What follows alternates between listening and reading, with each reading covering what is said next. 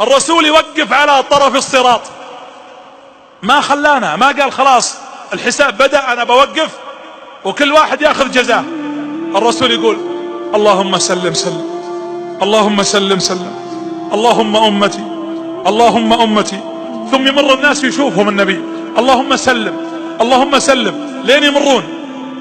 إذا طلعوا واطمأن أن الناس مشوا على الصراط راح للطرف الثاني اللي هو الطرف اللي عند باب الجنة، فتفتح أبواب الجنة ويبدأ الرسول يدخلنا واحد واحد، ياخذك يا إبراهيم ويا محمد ويا فهد ويا خالد ويا منيرة، ويمسكك حتى يهديك ويدخلك إلى قصرك. اللهم لا تحرمنا من هذا الموقف يا رب العالمين.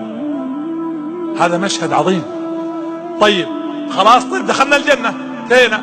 لا، فينظر النبي فيقول إن من أمتي من أدخله الله النار.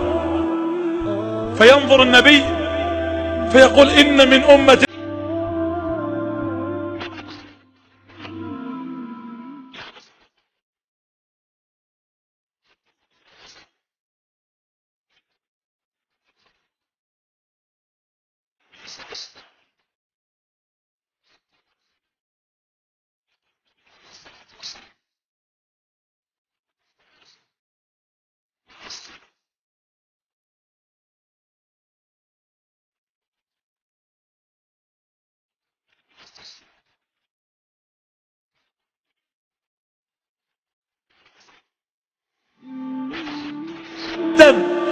يعني يحدد لي عدد ويقول اذهب واخرجهم من النار.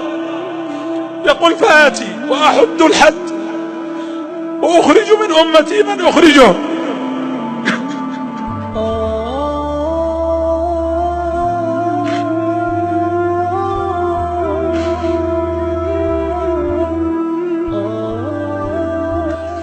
ثم يقول ادخلهم الجنة ويبقى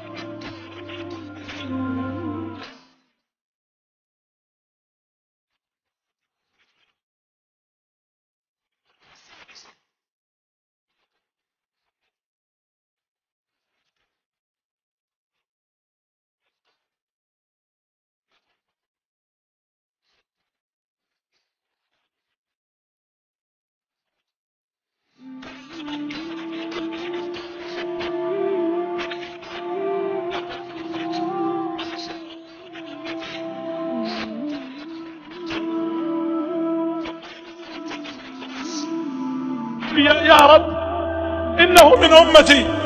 فيقول الله له يا محمد إنك لا تدري ماذا أحدث بعدك. أحدث يعني غير، بدل، أبدع، يعني بدعة، ابتدع. قالوا سحقا سحقا فيؤخذ إلى النار. هذه رحمة الرسول عليه الصلاة والسلام.